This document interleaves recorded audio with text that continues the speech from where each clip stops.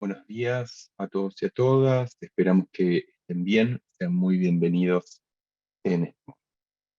Estamos muy contentos de tenerlos aquí y apreciamos que se hayan tomado su tiempo para discutir y para escuchar las diferentes ponencias y presentaciones que vamos a estar citando. Este webinar se llama Navegando las transiciones energéticas, las implicancias de los escenarios 1.5 para las perspectivas del gas en América. El mismo está organizado por el IISC. Por favor, tengan en cuenta que este seminario será en inglés y en español. Tienen la posibilidad de interpretación debajo. Entonces, como introducción, algunas palabras. Mi nombre es Diego Di Riccio, trabajo para el secretariado de la Global Gas and Oil Network como responsable para América Latina y Caribe. GON es una red de más de 150 organizaciones que trabajan en el abandono progresivo del petróleo y gas, acorde con las metas 1.5 a través de una transición justa y un ritmo equitativo para cada país. Estaré moderando por los próximos 90 minutos y agradezco mucho esta invitación. Entonces, yendo ya al foco de este momento, sabemos desde muchísimos lados que uno de los núcleos problemáticos de la transición energética global es el gas fósil. Y lo es tanto por las múltiples dimensiones y escalas sobre lo ya existente y sobre lo que se proyecta, pero también es complejo a la hora de pensar y ejecutar salidas y alternativas para su abandono y su salida. En ese sentido, el evento organizado por el IISc busca justamente mostrar este panorama y estas complejidades con un foco especial en América Latina y Caribe. Entonces, ¿de qué hablamos cuando hablamos de América Latina y Caribe gas? Primero que nada, es importante tener en cuenta que el gas en América Latina, dentro de una mirada más global, que tiene una posición menor, un 5% de las reservas y un 7% de la producción en los últimos años. Salvo algunos países, la región se ha caracterizado históricamente por exportar petróleo e importar derivados, pero ahora recientemente lo que se ha visto es una serie de cambios que auguran otro tipo de desafíos, por un lado de importaciones, pero también de algunos casos de exportación. Esto hace que en definitiva esta región, por tener una posición, si se quiere, secundaria, pero al mismo tiempo tener desafíos particulares, presente algunas oportunidades y ventajas en términos relativos a nivel global. Como concluía recientemente un informe de la UNEP, la región tendría mayores beneficios económicos en creación de trabajo y reducción de emisiones si apostara directamente para la reconversión de sus sistemas energéticos a renovables antes que que hacer una apuesta al gas o un escenario tendencial. Estos resultados, si bien parecen alentadores para pensar salidas y escenarios futuros, sabemos que no siempre son tan sencillos de ejecutar. Entonces, este webinar justamente tratará de entender cuáles en ciertos casos un poco el panorama de discusión y de posibilidades. Y para eso, en primer lugar, es importante arrancar con un marco global y por ende cuáles son los escenarios y discusiones que se vienen dando entre metas climáticas y 1.5 y el gas a nivel internacional. Y para eso se trabajará sobre un informe reciente de la IAI. En un segundo momento, ya entrándonos en una región y de la mano del plan Estonia-CID, discutiremos el caso de México, un gran importador de gas, principal mercado de exportación de Estados Unidos y con numerosas plantas de gas natural licuado proyectadas para exportar. Seguidamente, y a cargo de la Fundación Solón, abordaremos la situación de Bolivia, un exportador histórico de gas, pero con una tendencia de declino que se viene dando en los últimos años, que aún mantiene una fuerte dependencia económica del mismo y que se encuentra en debates abiertos sobre cómo transitar su reconversión económica y de desarrollo. Finalmente, con la intervención de FARM desde Argentina, detallaremos la expansión del país de los últimos años en términos de extracción y también de infraestructura exportadora, especialmente a partir del megaproyecto. Finalizaremos con algunas preguntas de la audiencia, así que por favor vayan enviando por los diferentes canales habilitados el botoncito ese. Entonces, como primer momento, para arrancar, desde Italia, Ángela Picciarello es investigadora, senior en el programa de energía del IISc. Su trabajo se centra en la producción de combustibles fósiles, las implicancias financieras de las metas climáticas y las oportunidades de transición tanto para las compañías petroleras nacionales como para las finanzas públicas, nacionales e internacionales. Ángela, por favor. Gracias. Thanks, Diego, for the introduction, and let me... Gracias, Diego, por esta introducción.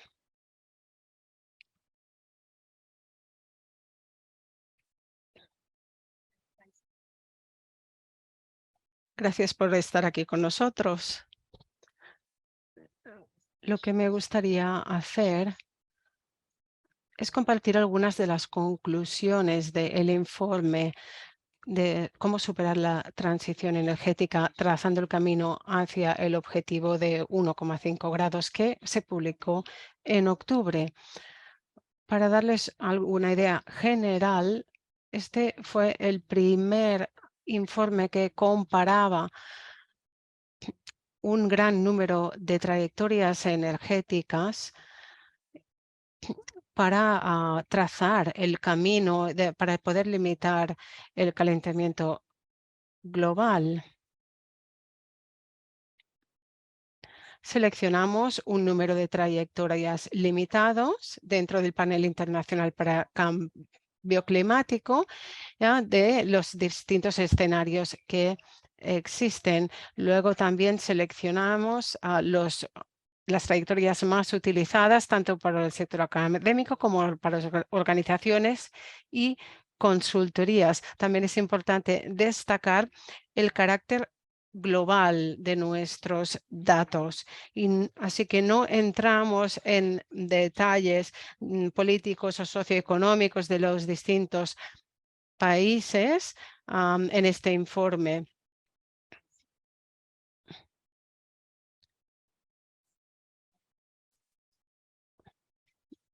Debemos recordar qué tipo de ambición, qué nivel de ambición se necesita, que es muy alto en el tema de la energía. Una de las conclusiones principales de nuestro informe es que no hay lugar para nuevas explotaciones de petróleo y gas, según el análisis de todas las distintas situaciones. Así que ven aquí los distintos escenarios analizados y con algunas diferencias en la tendencia del declive. Todos disminuyen de aquí hasta el 2050, como mínimo un 55%. Lo que el gráfico muestra es que si miramos los nuevos yacimientos en exploración o que ya estén operando, estos representan la mayoría de emisiones. Así que cualquier nuevo yacimiento, que es la zona naranja, nos va a hacer superar ese límite de 1,5 grados o creará infraestructuras y nuevas inversiones que serán un peligro para poder alcanzar esa meta. Para poder alejarnos, abandonar progresivamente el gas y el petróleo, analizamos la energía eólica y solar, ya que según IPCC son las tecnologías con mayor potencial a menor coste. Y lo que vemos en el gráfico es que según las políticas actuales, tanto las proyecciones de eólica como solar, vemos que existe una gran oportunidad para mucho mayor desplegamiento de estos dos tipos de energías renovables. Y esto solo es una previsión conservadora. Se necesita mucho más desplegamiento, como 3 veces más alto de lo que existe en estos momentos. En el tema de la financiación, tema muy importante en la transición, quiero solo mencionar que si observamos lo que se necesita en solar y en eólica y observamos también las inversiones, la previsión de inversiones, se produce un déficit de inversión de aquí hasta el 2030. Si vemos las nuevas proyecciones, las inversiones en nuevas proyecciones,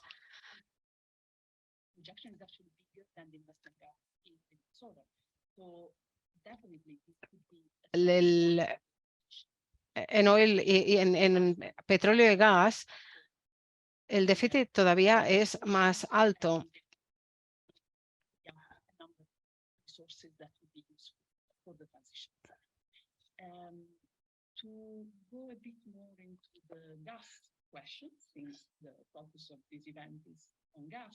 Para centrarnos más en el gas, analizamos las centrales eléctricas que generan de gas para generar electricidad, las que ya están operativas se llevan todo el presupuesto de carbono, así que no hay lugar para la generación de electricidad a partir de gas de aquí hasta el 2050 para centrales nuevas, ya que esto nos haría superar el límite de 1,5 grados. También es importante mencionar algo de un estudio anterior que se realizó donde analizamos los usos del gas en el hemisferio sur y las posibles alternativas. Y algo interesante fue que especialmente para las centrales eléctricas de gas hay muchas alternativas que son, por ejemplo, eólica y solar, almacenar estas energías, pero para otros usos de gas más industriales, lo cual donde es mucho más difícil reemplazar el gas, la situación es distinta. Así que de alguna manera en algunos sectores el gas ya podría reemplazarse de forma relativamente fácil. Luego también debemos hablar de la idea de la exportación del gas, porque sabemos hay muchos países que utilizan el gas o lo están exportando o considerando esta exportación. Es importante analizar lo que ha ocurrido en Europa en los últimos meses relacionado con la guerra en Ucrania, porque hemos visto cómo los precios se han escalado drásticamente.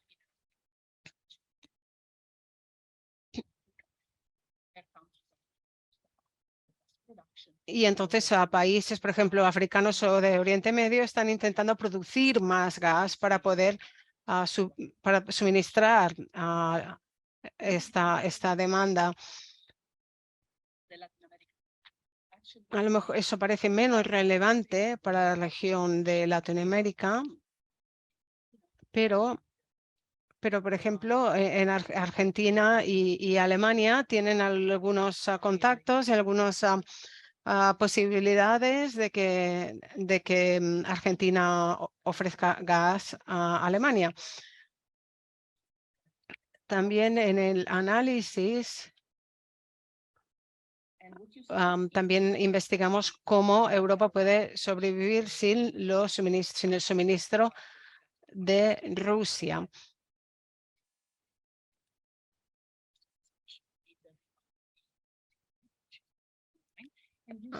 Y pueden ver aquí que aparte de un par de años de déficit, Europa tendría que ser capaz de poder cubrir su propia demanda de gas sin tener que crear nuevas infraestructuras.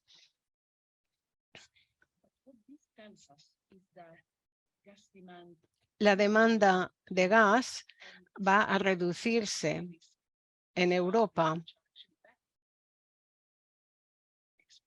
Y eso es un riesgo para los países que están intentando exportar en el futuro.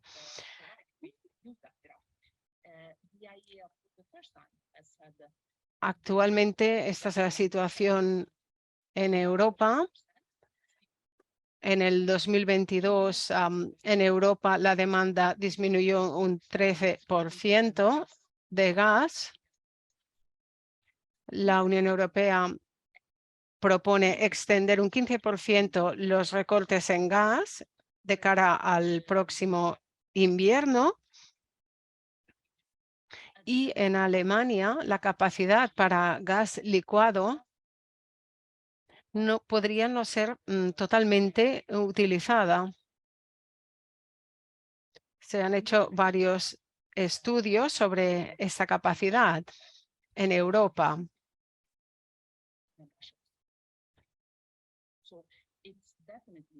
Y también, evidentemente, se han hecho estudios, como pueden ver aquí, sobre los mercados energéticos un año después de la guerra de Ucrania. Y para concluir, lo que quería decir es que la importancia de que los gobiernos eviten nuevas explotaciones y autorizaciones de petróleo y gas para poder limitar el incremento de temperatura a 1,5 grados. No existe lugar para el gas en los países que están intentando hacer la transición energética, y las alternativas limpias ya son más competitivas y debemos apostar por futuras exportaciones. Apostar por exportaciones puede ser arriesgado. En términos de demanda actual y futura de este combustible fósil. Entonces, yendo también, digamos, a una perspectiva de importación, de mercado, y también que ha tenido diversas repercusiones por los hechos geopolíticos recientes, nos interesaría ir hacia México ahora. Entonces, por eso invitar a Luis Pérez Macías. Él es geógrafo por la Universidad Nacional Autónoma de México y doctorando en estudios latinoamericanos por la misma casa. Es investigador asociado de Planeas, la Plataforma Nacional de Energía, Ambiente y Sociedad, un proyecto de investigación e incidencia del CONACYT, que es el Consejo Nacional de Ciencia y Tecnología. Ellos y ellas vienen trabajando fuertemente en el sistema energético mexicano, y se recomienda fuertemente que entren a su web, donde encontrarán muchísimos análisis e investigación actualizada del mismo. Luis, muchas gracias por estar. Muchas gracias, Ángela. Muchas gracias, Diego, por la invitación. Bueno, yo voy a presentar un poco un panorama general de la situación del gas natural en México, algunos cambios, algunas reestructuras que está habiendo y que colocan y condicionan la política energética del país en general y, bueno, obviamente en particular sobre el gas natural, ¿no? La idea es mostrar algunos procesos, digamos, actuales que enmarcan o van a delimitar a mediano y corto plazo la posibilidad de una transición o una transformación energética en el país, ¿no? Un poco la situación en el país en los últimos años ha presentado una caída en la producción bastante pronunciada, más o menos del 40% en la extracción de gas natural en los últimos años, principalmente a partir del pico extractivo del gas natural que ya tuvo lugar en el país en el 2009. Es una caída que además la empresa nacional de hidrocarburos, Pemex, digamos, cada vez tiene más dificultades para ofertar gas natural al mercado nacional. Su oferta ha caído en un 77% también en los últimos años, en los últimos 15 años.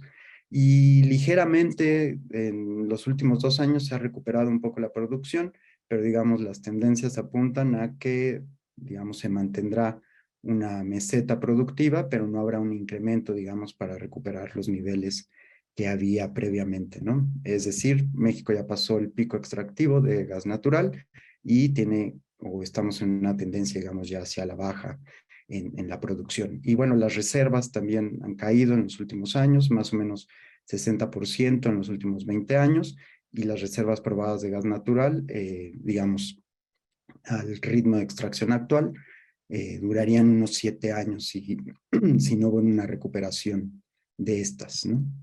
Un poco la idea es tratar de mostrar que no solamente hay una caída en la producción, en la oferta de gas natural en el país, sino que esto va a la par de un incremento bastante pronunciado en la demanda de este gas en la economía mexicana, ¿no?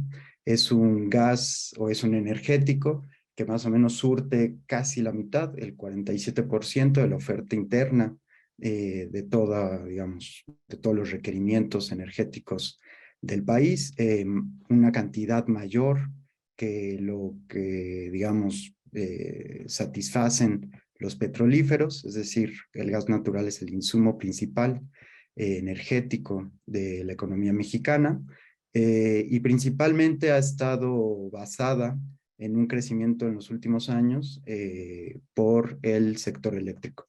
Un sector que pasó de demandar el 16% en el 94 a un 60% hace 2 años, ¿no? Es una demanda además que no está basada en el consumo residencial, en el consumo doméstico. El consumo doméstico representa menos del 1% de la demanda de gas natural, es decir, es principalmente para la producción eléctrica, para la producción industrial y para la producción, digamos, industrial que consume esa electricidad que se produce con gas natural. Es decir, hay una economía, digamos, de exportación que exporta mercancías a partir del uso de esta energía y como veremos un poco más adelante, ahora es digamos, México es un importador de energía. Es decir, tenemos un modelo actual en el cual importamos gas natural para meterlo, digamos, a la industria, para producir electricidad, para alimentar procesos productivos para la exportación mercantil. Y eso es, digamos, lo que ha colocado al país en una situación, digamos, de dependencia energética que condiciona no solamente la matriz productiva del país, sino, digamos, las posibilidades de transformación, ¿no? Entonces, 3 factores o 3 elementos que hay que considerar para entender, digamos, este viro, este cambio en la situación energética del gas natural en el país, tiene que ver con el aumento de la demanda por la gasificación del sector eléctrico a partir de la firma del Tratado de Libre Comercio en los años 90, esta caída en la oferta del gas natural por parte de Pemex, por la empresa nacional, y también políticas energéticas que se han ido pronunciando en los últimos 10, 12 años, que lo que han hecho es incrementar una dependencia energética hacia los Estados Unidos, que, digamos, está basada en una frágil y temporal abundancia del shale gas en este país, ¿no? Bueno, para surtir, digamos, todo este boquete, todo este hueco que deja la caída de la producción nacional de gas natural, México más o menos importa, de la energía que importa más o menos la mitad, el 50% es digamos, propiamente importaciones de gas natural, y el valor de estas importaciones se ha incrementado en los últimos años. De hecho, en el 2021 representaron ya la mitad del valor de las exportaciones de petróleo. Es decir, esta idea de México como un país exportador de hidrocarburos, un país exportador de petróleo, pues cada vez, digamos, es más frágil, digamos, más cuestionable, y las importaciones solamente de gas ya representan o han llegado a representar la mitad del valor de estas exportaciones, ¿no? Entonces tenemos, digamos, este panorama que condiciona la situación en el país, económica y de la matriz productiva, y digamos un poco viendo cuál es el momento actual de la infraestructura en términos de gas natural, de importación, que es un poco, digamos, un elemento clave para entender este condicionamiento. Es decir, son inversiones grandes de terminales de importación, de terminales de exportación, de ductos para el transporte de gas, de gasoductos, que representan, digamos, grandes inversiones que condicionan, digamos, un poco el presupuesto nacional y la posibilidad, digamos, de volverlas rentables frente a un escenario cada vez más frágil de producción de gas natural también en Estados Unidos, ¿no? Más o menos el 99% de todo este volumen de importaciones de gas natural proviene de los Estados Unidos, se hace mediante ductos, ¿no? Y esta infraestructura se ha desplegado en los últimos años. En la imagen, en el mapa, más o menos se reconocen los gasoductos de color morado, que es toda una nueva red de gasoductos a partir del 2011, que ha venido construyéndose en el país, que, como la imagen muestra, están, digamos, construidos desde la frontera norte para internar gas natural a varias regiones del país, ¿no? Esto se acompañó hace años con la construcción de algunas terminales para la importación de gas natural licuado, que en su momento lograron, digamos, proveer cierta parte de la demanda, pero que ahora está basada en la importación mediante ductos.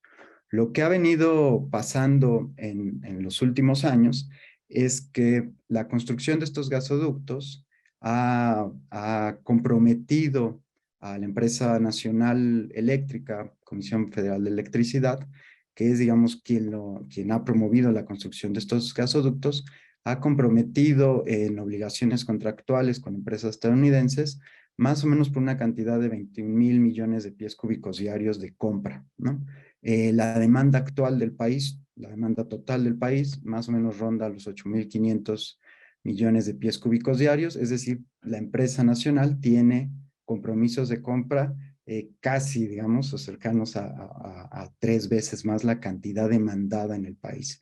Es decir, hay un proceso ahí complejo de corrupción, de especulación y de incremento, digamos, o subordinación de la política energética al fenómeno de gas shale en Estados Unidos, que ha colocado, digamos, en esta situación al país.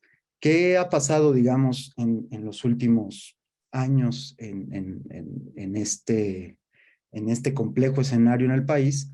Que la política energética ha tratado, digamos, de acomodarse a este condicionamiento de inversiones, de compromisos de compra de gas natural y ha puesto en el mapa la posibilidad de exportar gas natural, ¿no? Y entonces estamos, digamos, viendo este proceso que lo que hace un poco es profundizar y amarrar estos contratos, darle salida, pero no a la demanda nacional, que además, digamos, representa gran parte de la matriz energética del país, sino, digamos, satisfaciendo, por decirlo así, la demanda internacional que está, digamos, creciendo en algunos países, ¿no? En México más o menos se tienen planeadas 9 proyectos de licuefacción para la exportación de gas natural y, digamos, de estos 9 proyectos, uno ya está en construcción en Baja California y, digamos, más allá de la posibilidad de que muchos de estos proyectos sean mera especulación, hay algunos que ya tienen compromisos de venta, hay algunos que están cerca de dar, digamos, el aviso de la inversión, pero en su conjunto demandarían más o menos unos 7,000 millones de pies cúbicos diarios, que representan casi el 90% de la demanda total, ¿no?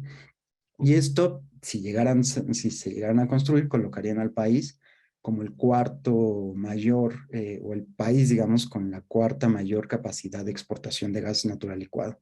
Entonces, lo que muestra, digamos, este panorama un poco es una reconversión hacia la exportación de gas natural, pero que es un gas natural importado desde los Estados Unidos, que además empieza ya a mostrar con mayor frecuencia momentos o perspectivas de haber llegado a su pico extractivo, el shale gas, que ponen, digamos, en condicionamiento esta infraestructura que está en gran parte promovida por la empresa nacional de energía eléctrica y que compromete recursos que podrían ir, digamos, a otros proyectos de generación eléctrica en el país, pero que están comprometidos, digamos, o que están buscando una salida rentable a estos compromisos de compra y de importación de gas natural desde los Estados Unidos. Entonces, digamos, en términos generales, para ir cerrando, este es un poco el panorama de la situación nacional que está, digamos, teniendo esta reestructuración, esta transformación, esta adecuación en su infraestructura, en sus presupuestos, en su política energética, a partir, digamos, del gas natural que se ha colocado en la matriz energética y en la matriz productiva como el energético central del modelo exportador, digamos, que se ha moldeado en los últimos 30 años en el país. Y esto pues condiciona y presiona, o es el escenario, digamos, sobre el cual se trata de mover la política energética nacional, pero bueno, condicionado por esta presión principalmente de la industria fósil estadounidense, ¿no? Entonces, con esto cerraría y bueno, muchas gracias. Muchas gracias, Luis. Y hablando un poco también de la construcción de demanda, la construcción de infraestructura, picos productivos, nos parecía interesante abordar y discutir el caso boliviano. Entonces, desde Bolivia se invitó a Pablo Solón. Él es investigador y activista en temas de la Amazonía, cambio climático, transición energética, acuerdos de comercio y alternativas sistémicas. Trabaja desde hace muchísimos años en esto, tanto en la sociedad civil como en liderando diversos equipos de gobierno. Han publicado recientemente un informe muy interesante que hace un recorrido de los temas que vamos a estar abordando hoy y otros. Invitamos también a que lo encuentren dentro de la web de la Fundación Solón. Y sí, Pablo. Muchísimas gracias por la invitación. Un placer poder compartir con todos ustedes. Bueno, voy a ir directo al grano del caso boliviano. Hoy día, ¿cuál es el estado de situación, digamos, al año 2020? Como ustedes pueden ver en esta gráfica, el 80% de la producción energética en Bolivia es gas. En segundo lugar está el petróleo con un 12%, la biomasa, que es fundamentalmente utilizada para leña, para la calefacción, para la cocina en áreas rurales, y tenemos la hidroenergía apenas con un 1,49% y la energía solar y eólica con 0,16% al año 2020. Entonces, Bolivia, uno diría, viendo su matriz energética, es un país gasífero. ¿Qué pasa con este gas? Uno puede ver en esta gráfica que de todo lo que se produce de energía, el 60% de esta energía primaria es exportada. Y sobre todo lo que es exportado es gas natural, pues constituye el 98,5% de las exportaciones. Pero Bolivia tiene otra característica. Es también un importador, sobre todo de diésel oil y de gasolina especial. Nosotros no tenemos una producción de diésel y de gasolina que alcanza a cubrir la demanda interna. Y por lo tanto somos principalmente un exportador de gas, pero somos un importador de diésel y de gasolina. Y esto es importante recordarlo por lo que van a ver que está ocurriendo ahora en Bolivia. Entonces, esto es desde el punto de vista de lo que producimos, de lo que exportamos y de lo que importamos. Desde el punto de vista de lo que consumimos los bolivianos, podemos ver que el primer lugar es el diésel, no es el gas. Y gran parte de ese diésel, tenemos que recordarnos, es importado. Le sigue el gas natural, con un 22%, las diferentes gasolinas, gran parte de ellas son importadas, y nuevamente podemos ver la biomasa está en un lugar muy destacado, y luego viene la electricidad. Y el 70% de esta electricidad es sobre todo producida por termoeléctricas que funcionan a gas natural. Aproximadamente un 20-22% es producido por hidroeléctricas, y el saldo entran ahí las energías alternativas y la biomasa en particular. Eso es, digamos, viendo una fotografía de lo que es Bolivia al año 2020. Ahora, si queremos ver lo que ha pasado históricamente, esta gráfica nos muestra la situación situación. Evidentemente, hasta el año 2014, como ustedes podrán ver, aquí esta primera línea es la producción de gas. Bolivia venía produciendo gas, todo está en miles de barriles equivalentes de petróleos. Se llegó a 133.000 kbep, pero desde entonces empieza a caer la producción de gas. Una similitud con el caso mexicano, no se encuentran más reservas de gas, y entonces empieza a bajar la producción y está en caída. Hoy día solamente se están produciendo 97.000 kbep de gas natural. Algo parecido, aunque en una menor escala, en esta otra gráfica pueden ver en el caso de el diesel oil, del petróleo, pasa de su pico máximo de 23.000 que tuvo en el año 2014, ahora ya está solo en 15.000. Y uno puede ver que sí, ha habido un crecimiento de las hidroeléctricas y aquí abajo tienen de la energía solar y eólica, pero obviamente en comparación son pequeñas, ¿no?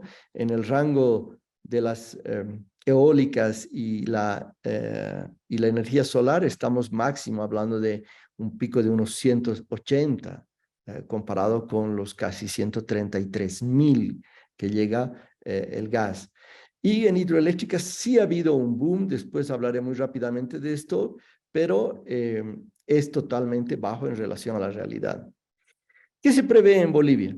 Se prevé en Bolivia, nosotros hemos entrado ya al proceso de crisis total. Esta es una estimación de lo que puede ocurrir.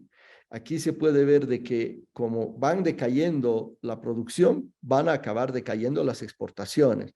El más oscuro es la exportación a Brasil y esta es la exportación en la Argentina y este es el consumo interno de gas. Y esta gráfica muestra lo que ocurriría hacia el 2040. Ya actualmente estamos descendiendo en nuestras exportaciones de gas a la Argentina. Y tenemos un factor que ha producido una crisis, ha hecho crisis principios de año, y es que aquí pueden ver ustedes el año 2014, nosotros exportábamos por valor de 6.000 millones de dólares e importábamos diésel y gasolina especial por valor de 1.200 millones de dólares. Pero el año pasado ha ocurrido lo opuesto. Hemos exportado solo por valor de 2.900 y hemos importado por valor de 4.365. O sea, tenemos un déficit en términos entre lo que exportamos y lo que importamos de hidrocarburos de casi 1.400 millones de dólares que no los puede cubrir el Estado ya. Actualmente en Bolivia ya no puedes tú retirar dólares porque los dólares se han esfumado, porque los dólares han acabado yendo a cubrir las importaciones de diésel y gasolina especial. Y se anuncia una situación muy grave este año y cada vez más grave los próximos años. El gobierno frente a esta situación trató de hacer un cambio e ir hacia la exportación de energía eléctrica a partir de hidroeléctricas. Pero este plan fracasó rotundamente, era de grandes impactos sociales, pero nunca hubieron mercados. Y otro tema muy particular de Bolivia es que desde el punto de vista de la electricidad, solo de la electricidad, nosotros tenemos una capacidad instalada, que son las barras celestes, que es casi el doble, es más del doble de lo que nosotros realmente consumimos. Entonces, y esta capacidad instalada es a base de termoeléctricas. Entonces, yo quiero aprovechar los últimos minutos para hablar un poco de las lecciones del caso boliviano muy rápidamente. Primero, creo que en el caso boliviano no podemos hablar de transición, tenemos que hablar de una crisis fenomenal que está en ciernes. Salir del gas natural va a provocar una eclosión social, porque el gobierno va a tener que reducir los subsidios que se han hecho a el diésel, a la gasolina y al consumo de gas natural dentro de Bolivia. Y esto va a tener una repercusión en el alza de precios, en el transporte. Bolivia se va hacia un estallido social por este problema. Un segundo tema es que yo he sido negociador de cambio climático muchos años y opino de que el error de decir los países desarrollados son los responsables y por lo tanto ellos tienen que tomar medidas y nosotros los países en desarrollo no, porque no hemos sido responsables históricos del calentamiento global, es una cosa que yo le entiendo y creo que tiene que haber una compensación por eso, pero claramente si un país en desarrollo, en este caso Bolivia, no toma las medidas oportunas, no por un problema de responsabilidad histórica, va a verse en una situación muy complicada como la estamos viendo actualmente en Bolivia. Y el otro tema fundamental es que no podemos verlo el tema de la transición solo desde el punto de vista del cambio de fuentes y el cambio de inversiones del sector de hidrocarburos al sector de energías limpias. El tema es mucho más complejo. Rápidamente, para terminar, en el caso boliviano, yo creo que lo bueno, se hizo un cambio en la propiedad de los recursos. Pasaron a ser propiedad del Estado, las plantas de generación y transformación, y creo que este es un elemento fundamental para una transición energética.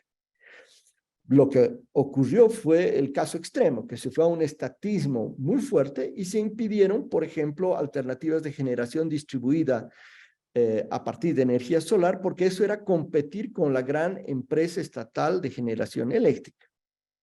El otro gran problema que explica esta crisis en la que vive Bolivia es la falta de transparencia en la información, falta de participación y control social.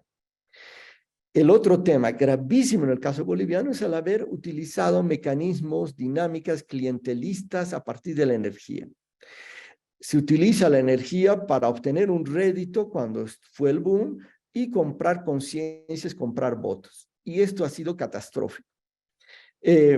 Creo que tenemos que hablar más claramente de la subvención y cómo transitamos fuera de las subvenciones a los combustibles fósiles. No es tan fácil como se dice salir de los subsidios a los combustibles fósiles. Esto entraña una gran cantidad de impactos sociales y hay que tener un plan de transición y no solo un eslogan de salir de los subsidios. No entro mucho más en los otros temas, solamente termino diciendo, hay otro aspecto que no se considera normalmente cuando se habla de transición energética, que es el cambio de la relación antropocéntrica que tenemos con la naturaleza, otro elemento fundamental. Bueno, muchísimas gracias y les invitamos a ver esta publicación que hemos sacado. Muchas gracias. Muchas gracias, Pablo. Se mencionó balanza de pagos, crisis del mercado externo, divisas, crisis social, cuestiones de cambio con relación sociedad-naturaleza, como también, digamos, las posiciones del sur con respecto a cuestiones climáticas. Todo eso, un montón de esas cosas también se transitan en la Argentina, y por eso es un excelente pie también, por lo que señalaba Pablo recién, como mercado del gas exportado de Bolivia, en cómo se está transitando estos últimos años a partir sobre todo de encontrar nuevas fuentes de exportación. Es por eso que se ha invitado a Ariel Slipak. Él es licenciado en Economía y docente de la Universidad de Buenos Aires, candidato a doctor en Ciencias Sociales por la Universidad Nacional de General Sarmiento. Coordina el área de investigación de la Fundación Ambiente y Recursos Naturales. Han publicado numerosos trabajos en torno a combustibles fósiles, clima, inversión externa, etc. Así que muy invitados e invitadas a que consulten la página de FARM. Último aviso, también no dejen de mandar preguntas y comentarios por las modalidades habilitadas, así esto se puede retomar en los próximos minutos. Ariel, muchas gracias. Gracias, Diego. Muchísimas gracias a ISD por la invitación. Para mí es un gusto compartir el panel con Ángela, con Luis, con Pablo y con Diego desde ya. Voy a compartir mi pantalla, pero bueno, a veces tiene una ventaja y una desventaja ser el último porque uno se tienta a responder o responder algunas cuestiones en común que ve con México y con Bolivia. Argentina es un país que tiene una tradición gasífera, como vamos a ver, y hay un declino del convencional, y en ese declino del convencional está siendo en este momento reemplazado por el proyecto de Vaca Muerta, por el proyecto por la formación geológica de Vaca Muerta, y con las consecuencias socioambientales tan graves, ¿no? No solamente no alinearse con el 1,5 grados del Acuerdo de París, sino que también las consecuencias socioambientales que tiene el fracking vinculados a los sismos, a los problemas vinculados con el agua y a la represión al pueblo mapuche que se ve en la Patagonia argentina. Entonces, bien, empecé por las conclusiones. Un poco lo que quiero decir, que quiero que les quede, es esto. Argentina, como decía, es un país que tiene una preponderancia del gas, que está siendo reemplazado por Vaca Muerta. Vaca Muerta es presentado como una especie de salvación, como el dorado, digamos, esto es fracking, como les decía, aparece como la salvación económica y la respuesta a la crisis de divisas, a la crisis de empleo. Básicamente Vaca Muerta es asociada a la soberanía y desde ya en PARM no compartimos esa visión de Vaca Muerta. Para lo cual se cumplen 10 años también de la firma del acuerdo entre YPF y Chevron, que le dio inicio a la explotación del proyecto y luego el desembarco de otras compañías. Esta retórica también se está haciendo muy preocupante, se está haciendo extensiva a la explotación costa afuera o offshore en varias cuencas. Ya hay explotación offshore en la Argentina, pero se quieren trasladar a otras cuencas, como vamos a ver, y aparece también una idea de gas como puente, que nos preocupa mucho, y también con el matiz que pone Pablo, con el que acuerdo, vinculado a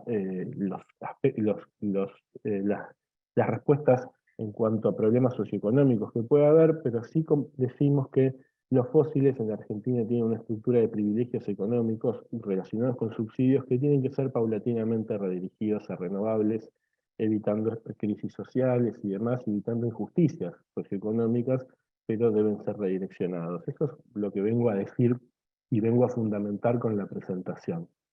Del gas convencional al gas de vaca muerta, que esto nos preocupa. Primero, es importante, como todo el mundo mostró también, la matriz energética primaria de la Argentina es un 86% hidrocarburífera. En ello, como pueden ver, el 52% es gas. Tradicionalmente era convencional. El sector energético en la Argentina explica el 51% de las emisiones de gases de efecto invernadero, esto según el inventario 2018, pero si hacemos una extrapolación entre el volumen de gas extraído no convencional, el gas no convencional extraído en la Argentina explicaría el 12% de las emisiones de 2021, según cálculos del equipo del CETAE de UNICEN, de la Universidad Nacional del Centro. Aquí pueden ver la composición de la oferta primaria, cómo fue evolucionando. Yo para todo uso datos oficiales a propósito, para que no los puedan objetar. Hay un problema con el acceso a la información en la Argentina. Podrán ver un quiebre bastante importante en donde el gas en amarillo empieza a tener cada vez más relevancia. Parece haber un estancamiento, pero dentro de este estancamiento, me adelanto un poco, podrán ver si esta es la extracción, yo digo, las empresas del sector dicen producción, extracción de gas, podrán ver cómo va declinando el convencional y va teniendo cada vez más peso el shale y el tight gas. Y esto es vaca muerta. En la Argentina, entonces el gas explica preeminentemente, si miramos el total de emisiones de gases de efecto invernadero del inventario nacional, por origen de energía, el gas va teniendo cada vez más peso.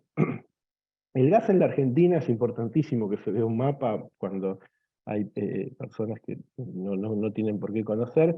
En la Argentina hay 19 cuencas hidrocarburíferas, de las cuales se explotan 5. La cuenca neuquina es la principal.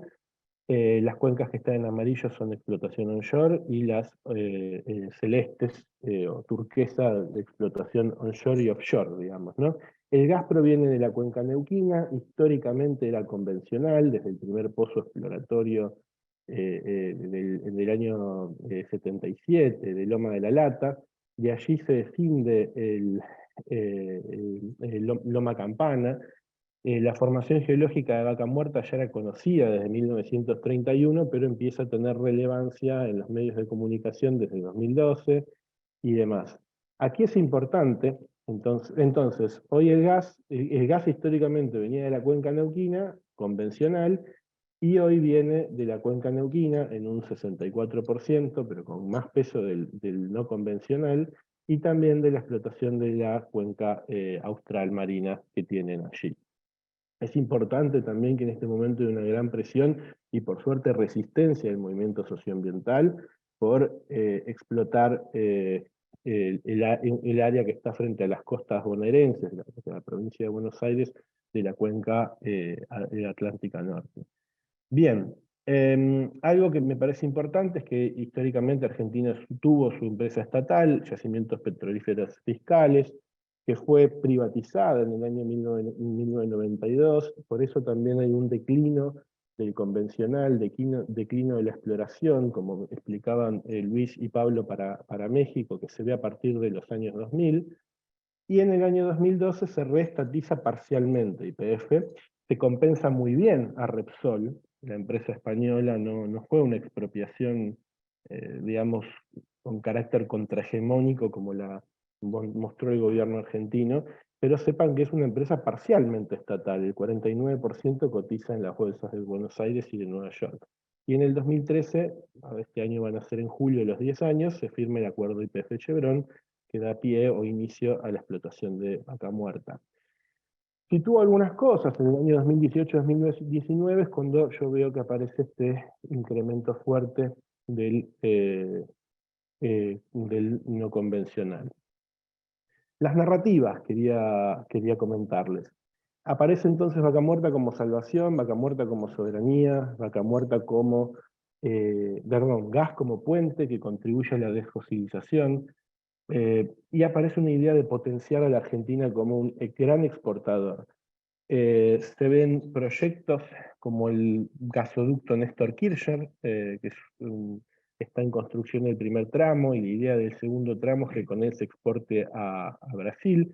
La reversión del gasoducto norte, por ejemplo, esto no está en los slides, pero es importante decirlo, que es justamente para evitar ante la declinación de las importaciones desde Bolivia, que antes mencionó Pablo, como exportaciones argentinas, lógicamente, la idea es que con la reversión del gasoducto norte, Vaca Muerta abastezca a regiones del norte de Argentina que están abastecidas en este momento por Bolivia, justamente. Entonces la idea es reducir importaciones de gas natural de Bolivia y de gas natural licuado.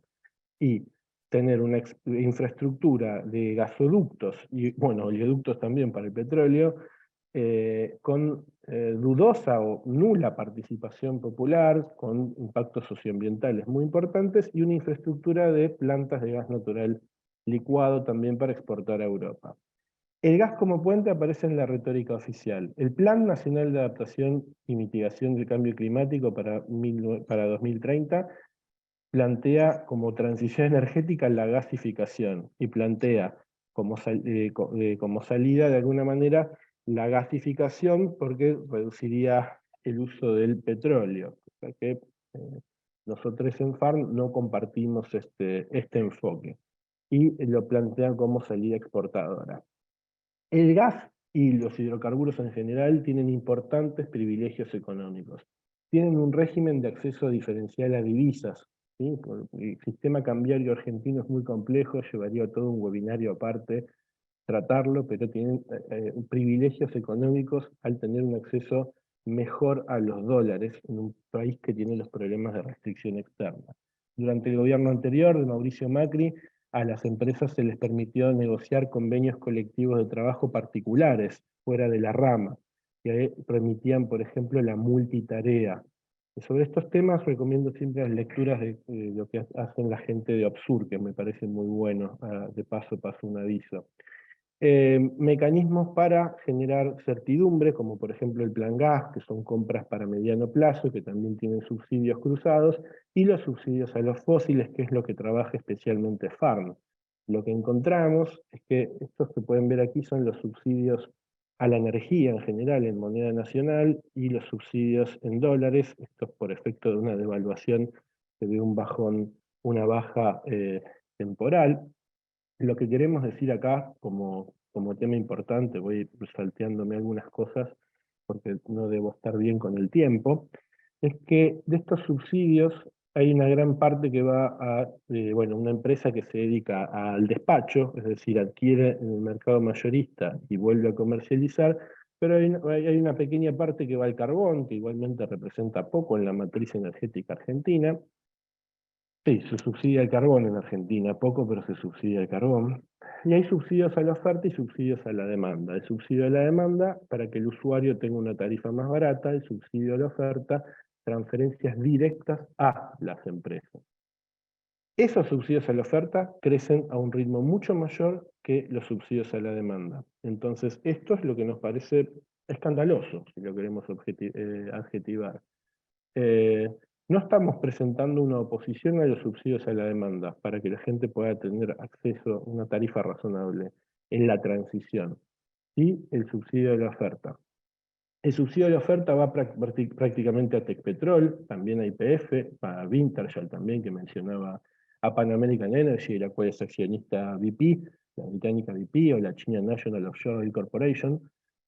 De estos subsidios a la oferta se mantienen en el presupuesto público para 2023. Tenemos, lo veo Diego, debo tener mensajes en el chat que voy terminando. Gracias, Diego. Los subsidios en el 2023 van a ser de casi, este es un montón de dinero, más de medio punto porcentual del presupuesto nacional. Los subsidios a la oferta, transferencias directas del Estado Nacional a empresas por explotar petróleo y gas, son 485 veces un programa de energías renovables para mercados rurales. Esto es escandaloso. Miren cuáles son las empresas que explotan el gas en la Argentina. Con el petróleo esto cambia un poco, pero bueno, retengan los nombres, por favor. YPF, explicando el 27%, pueden ver que 5 o 6 empresas acumulan el 90%, Pan American Energy es importante, Tecpetrol, Compañía General de Combustibles, y si ven a dónde van los subsidios del 2021, van a ver que son estas mismas empresas, Tecpetrol, YPF y Compañía General de Combustibles. A Tecpetrol se le subsidia su ganancia. La ganancia de Tecpetrol se explica por los escandalosos subsidios a la oferta que deben ser transferidos a las renovables. Nosotros básicamente creemos que se deben tener medidas para la desgasificación de la matriz productiva con medidas sectoriales, lo podemos trabajar. Y quiero cerrar dejándoles una frase de alguien que admiro mucho, un especialista en temas energéticos, que es Pablo Bertinat, que justamente apoyando lo que decía Pablo al final, no se trata solo del gas y no se trata solamente del 1,5 grados, que es muy importante, y Argentina es un país que contribuye mucho con emisiones, entonces debería hacer su contribución a reducirlas, sino que se trata de cambiar de manera sistémica la energía. No solo es desfosilizar, sino también desprivatizar, desconcentrar, descentralizar, desmercantilizar la energía y democratizarla. Cierro acá y pido disculpas por haberme pasado con el tiempo y muchas gracias. Muchas gracias, Ariel. Ahora, con este panorama, digamos, de la creación de un nuevo polo exportador en la región, que aborda o que trae nuevos elementos, tanto para el apoyo público, transferencias públicas y de usuarios, digamos, y como la necesidad de, bueno, efectivamente, enormes costos fiscales y productivos para lograr eso. Creo que nos da también otro buen puntapié para entender o para poder comentar entre ustedes o algunas cuestiones que han venido emergiendo. Por un lado, digamos lo que también señalaba Ángela, de cómo hoy en día se están discutiendo y entendiendo los hidrocarburos, no solamente en términos de cuestiones y límites climáticos, sino también, como lo han señalado varios de ustedes, en términos geológicos, en términos de mercado. Entonces estamos hablando no ya en términos de grandes abundancias de hidrocarburos, sino cada vez en escenarios de mayor cierta escasez, ¿no? Digamos, cierta disputa, digamos, en torno a cuáles son esos hidrocarburos remanentes y dónde están, cómo se acceden.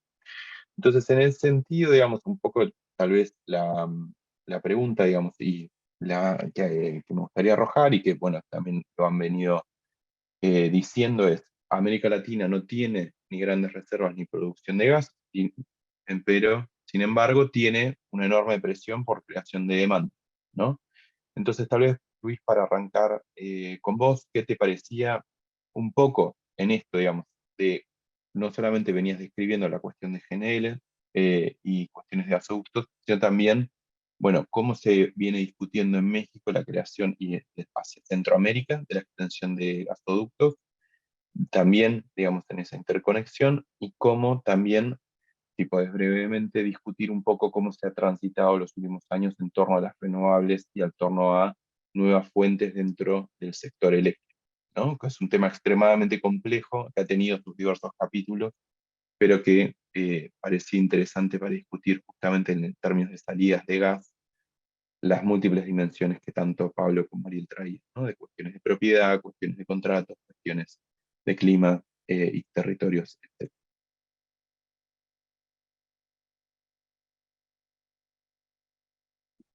Bueno, en el caso particular mexicano hay, digamos, este proceso de construcción de gasoductos para la importación de Estados Unidos y ahora recientemente los proyectos para la exportación de GNL, digamos, son relativamente recientes. Esto ha pasado en los últimos 10 años y ha transformado, digamos, totalmente la infraestructura y el modelo, digamos, de la matriz energética en el país.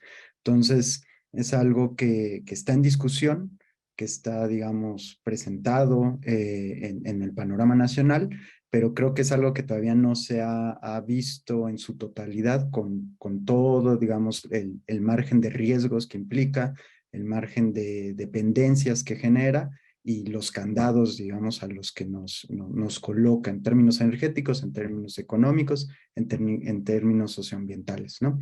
Es decir, como que es una respuesta muy inmediata a un problema energético general y digamos que de esta manera la estamos pasando en términos particulares en México.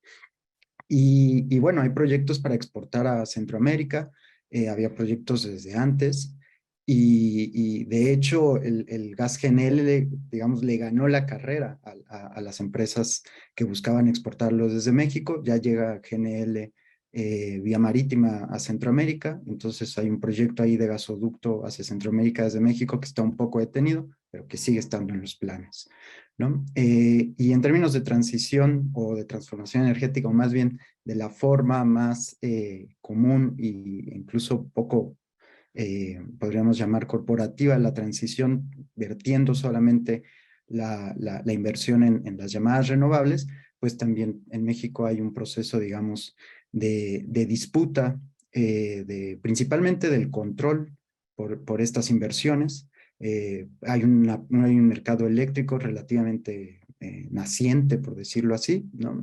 Tiene 6 años, 7 años en el país y digamos hay una disputa por digamos hacer rentables estas grandes inversiones en el país que han crecido bastante. Hay una cantidad gigantesca de cientos de proyectos solares y eólicos y bueno, un poco con el nuevo gobierno lo que se ha intentado, digamos de parte de política nacional, lo que se ha intentado es medio regular un poco estas inversiones que estaban generando un proceso especulativo en un mercado pues que no existía en el país, ¿no? Y además en un mercado eléctrico que está gasificado, ¿no? Y que se requiere, digamos, en términos técnicos por el momento para hacer respaldo de estos proyectos eléctricos frente además a otro tema que es la red eléctrica que no está diseñada en el país, ni hay capacidades de inversión para acomodarla a los requerimientos de las renovables en esa magnitud que se plantea, ¿no? Gracias, Luis. Y Ángela, o sea, vos hablabas en la última parte de tu presentación sobre los cambios que se producen después de la invasión a Ucrania, después de la guerra, y cómo en ese proceso de desacople entre el mercado europeo y Rusia. ¿Podrías tal vez ahondar un poco más, especialmente también en función de lo que se fue intercambiando en torno a los contratos, en torno a las proyecciones, digamos, en cómo se ha venido transitando la discusión y el debate en Europa, y también cómo se incorporó o no el ángulo climático justamente en la construcción de estas infraestructuras y esta construcción de proyección en torno a la importación de gas. Thanks for the question, Diego. I think it's really Gracias por la pregunta. Creo que es una pregunta muy importante porque lo que hemos visto en Europa en el último año ha sido basado en la seguridad energética. Este ha sido el foco. Asegurar que podemos tener nuestras luces encendidas, que las industrias están funcionando. Y el ángulo climático se ha olvidado un poco.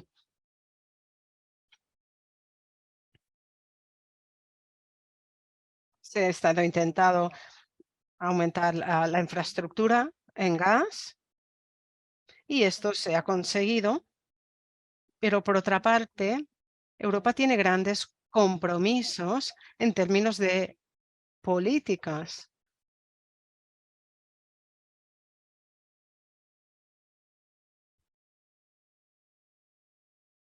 Antes del 2030, tiene que haber una disminución del 50% en la demanda de gas, según las previsiones de Europa.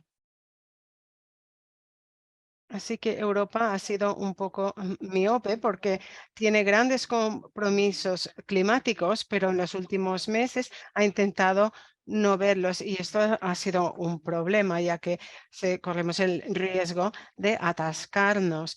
Sin embargo, ahora, como he dicho, se está reduciendo el consumo de gas y me ha interesado mucho oír las situaciones en los países de nuestros ponentes y saber que y veo que muchos países están intentando exportar y es una idea muy interesante. Así que hay signos de que Europa está reduciendo el consumo de gas, pero también vemos que en otras partes del mundo también se está intentando.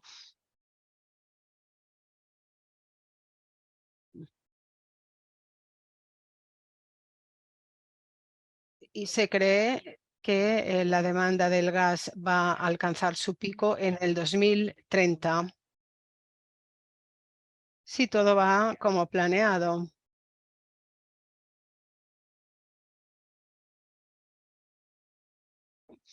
No es un problema solamente de Europa, sino que en Europa, sino en todo el mundo, el gas ya está alcanzando su pico. Así que tenemos que ver lo que va a ocurrir en los próximos 6 y 7 años. Porque todos estos planes que hemos oído en Argentina, Bolivia, a Muchas ver qué gracias, consecuencias también van a tener. Ángela, y toda esta descripción, digamos, que hace sobre demanda proyectada y sobre escenarios, digamos, a nivel tanto europeo como global, de una demanda en decrecimiento, chocan evidentemente con cierta visión, ¿no? Como decías bien, sobre mercados de exportación y sobre también como un gran vector eh, entre comillas, desarrollo. Entonces, tal vez eso es un buen punto, tal vez Ariel, no sé qué te parece a vos, en torno, describiste muy bien cuál era la visión, digamos, del gobierno argentino con respecto a eso, tal vez la pregunta era si podrías profundizar un poco más, como también vincular con cierta mirada más regional de los gasoductos que se vienen trazando en la Argentina, para tratar de entender quién es o cómo se crea demanda para Vaca Muerta. Bien. Efectivamente, bueno, muchas gracias por la pregunta también, como decías vos, Diego, muy vinculada al resto de las presentaciones. Yo veo con cierta preocupación esta retórica en donde, primero que el gas aparece como puente, les mostré el fragmento del Plan Nacional de Adaptación y Mitigación al Cambio Climático, pero hay muchas expresiones más de gobernantes, pero además de que el gas aparezca como puente, lo preocupante, porque también vinculándolo a una pregunta que quedó ahí, yo sé que hay otro bloque para responder estas preguntas, pero la vinculo de Ana Malagón Llano, si no hay políticas que se tomen en concreto orientadas a alinearse con el grado y medio, diría que no. Cada cartera, la política en la Argentina es muy errática, la política económica, y además de que es muy errática la política económica, mucho más la política energética. El gobierno argentino salió, ni bien empezó, y esto me parece bastante tremendo, digamos, ni bien empezó el conflicto entre Ucrania y Rusia, lo vio como una ventana de oportunidad. Y aparece el Vaca Muerta, aparece el no convencional, además, como salida exportadora. Tienen un problema en cuanto a que, dicho coloquialmente, sacan el gas y no tienen cómo despacharlo. Entonces, como no tienen cómo despacharlo, hay una enorme presión por nueva infraestructura. Gasoductos fundamentalmente, pero oleoductos también.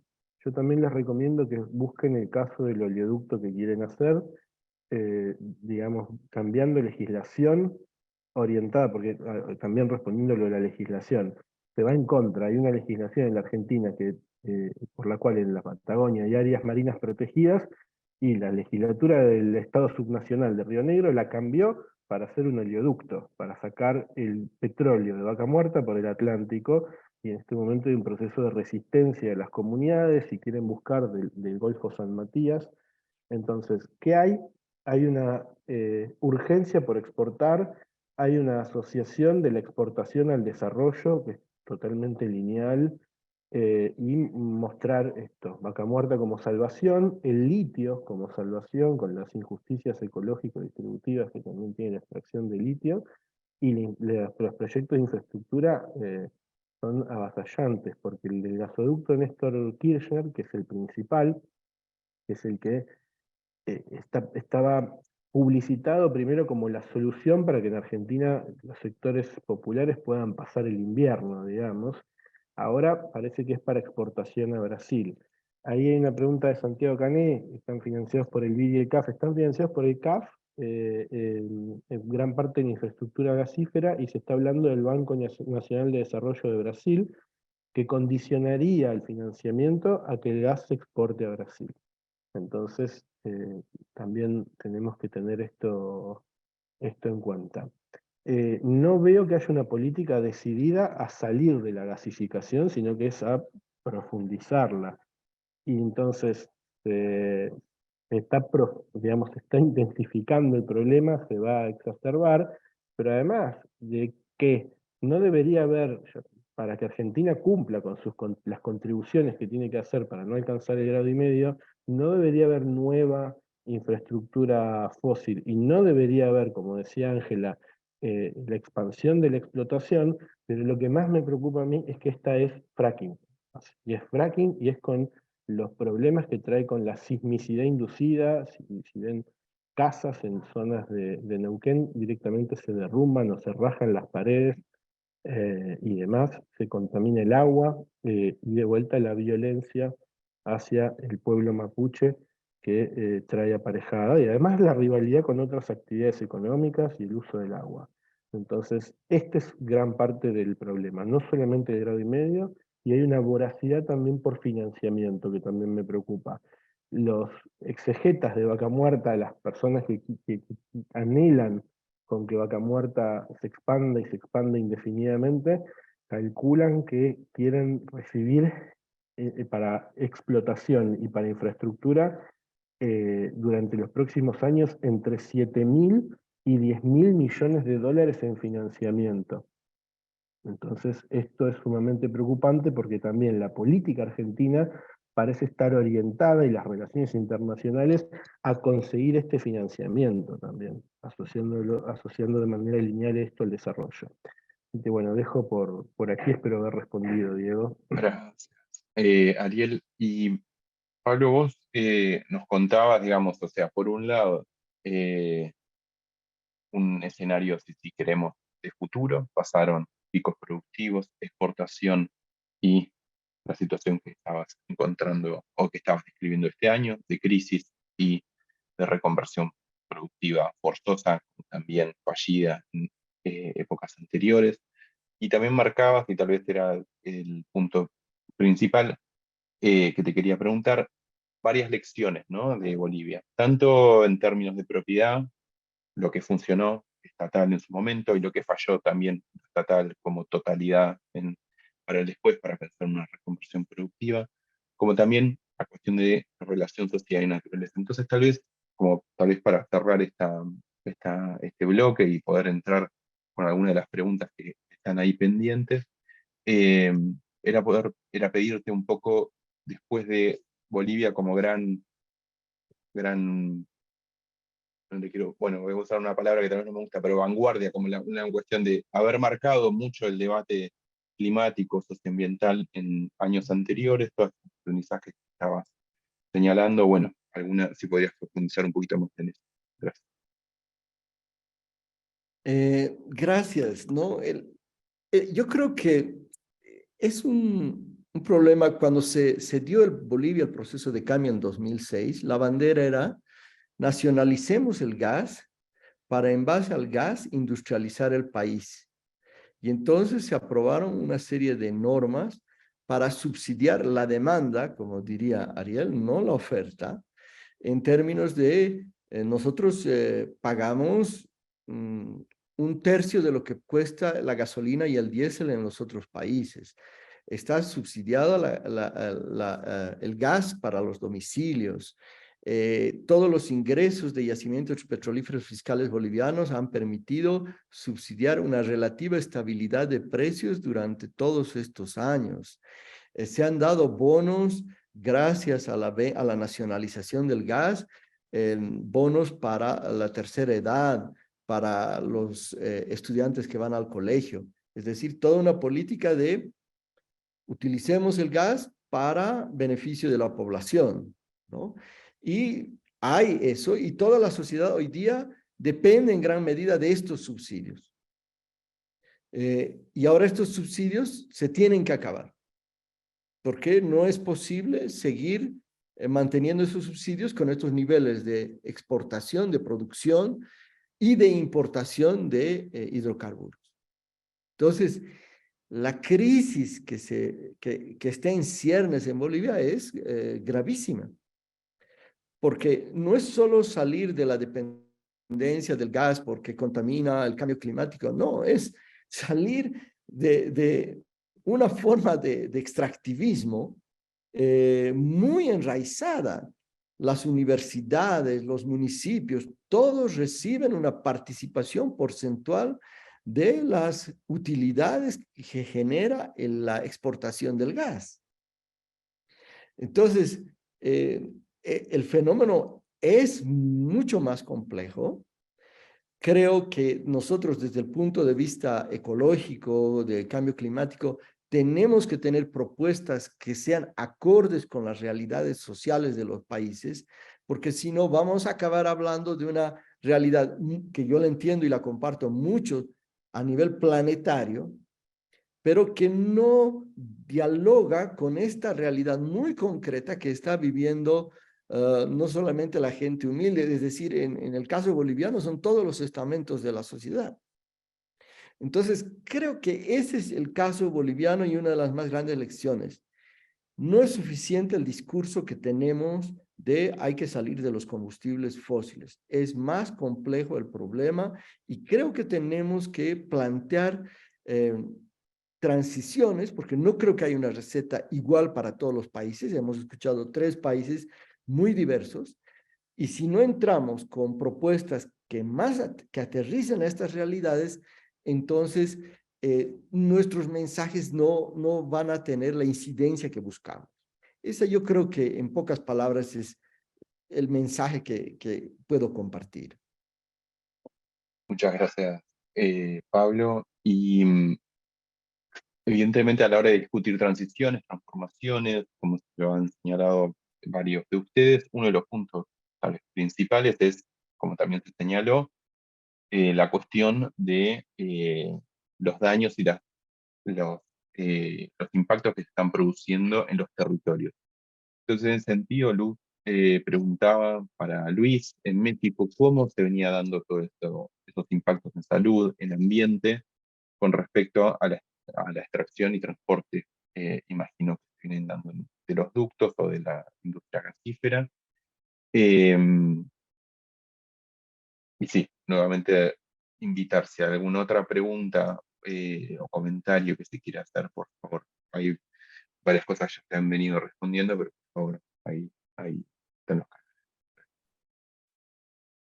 Pues en ese sentido, en el caso mexicano, o sea, el gas natural, digamos, hace 20 años para atrás, no transitaba, digamos, por todo el país, ni era, digamos, el hidrocarburo principal de la extracción, ¿no? Los daños asociados estaban principalmente relacionados a la industria del petróleo o a la extracción de petróleo y el gas, digamos, de hecho, el gran consumidor de gas natural todavía es Pemex, que lo inyecta en los pozos para seguir, digamos, produciendo petróleo. Entonces, digamos, la relación entre los daños ambientales o de la extracción de gas o del transporte de gas está muy relacionada históricamente a la producción de petróleo y a la subordinación, digamos, de la industria petrolera nacional o de hidrocarburos al petróleo en particular.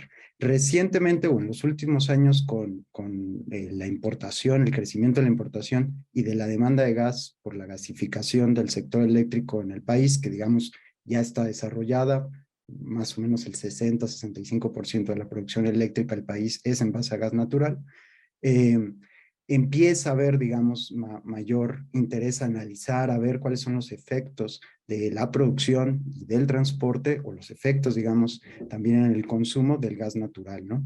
Y entonces hay ahí algunos esfuerzos para medir, para, digamos, saber qué es lo que está pasando, qué es lo que está generando, pero creo que el gran problema actual, pero que está, digamos, como en el horizonte, de manera pues negativa y problemática, es que esta dependencia del gas natural y el incremento, digamos, en la demanda y el incremento en la infraestructura de transporte cada vez puede empujar o generar mayor presión a la inversión en los campos, digamos, no convencionales del país, ¿no? O sea, van muchos años que se ha hablado en el país que las grandes, digamos, recursos de gas natural estarían en campos no convencionales, pero económicamente no ha sido rentable porque, digamos, en Estados Unidos los precios del gas son relativamente baratos.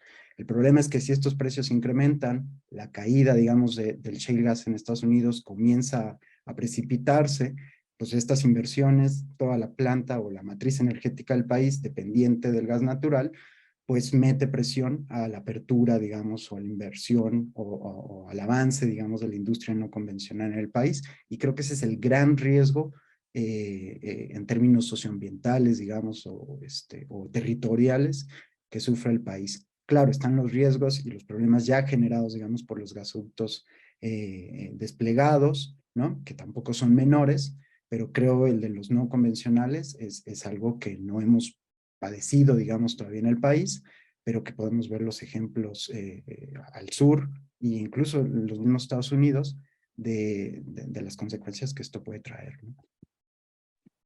Gracias.